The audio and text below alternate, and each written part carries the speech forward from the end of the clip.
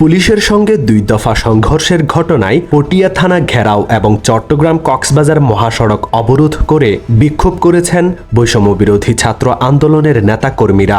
এ সময় পুলিশ ফটক বন্ধ করে থানার ভেতরে অবস্থান নেয়। পটিয়া থানায় বৈষম্য বিরোধী ছাত্র আন্দোলনের শিক্ষার্থীদের উপর হামলার প্রতিবাদে চট্টগ্রামের রেঞ্জ ডিআইজি কার্যালয়ের সামনে অবস্থান নিয়ে বিক্ষোভ করেছে জাতীয় নাগরিক পার্টি তথা এনসিপি ও বৈষম্য বিরোধী ছাত্র আন্দোলন। চট্টগ্রামের পটিয়ায় শিক্ষার্থীদের উপর হামলার অভিযোগে থানার ওসি প্রত্যাহারের দাবিতে 4 ঘণ্টা ধরে মহাসড়ক অবরোধ করে রেখেছেন বৈষম্য বিরোধী ছাত্র আন্দোলনের নেতাকর্মীরা। এতে মহাসড়কের 2 পাশে শত শত যানবাহন আটকে পড়ায় ভোগান্তিতে পড়েন যাত্রীরা। বুধবার দুপুর 12:15 থেকে মহাসড়কের পটিয়ায় ইন্দ্রপুল এলাকায় অবস্থান নিয়ে বিক্ষোভ করেন আন্দোলনকারীরা।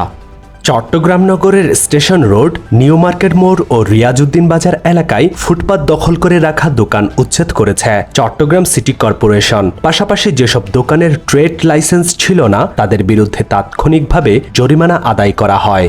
চট্টগ্রামে নতুন করে আরও 5 জনের শরীরে করোনা ভাইরাস শনাক্ত হয়েছে। এই নিয়ে মোট আক্রান্তের সংখ্যা দাঁড়ালো 165 জনে।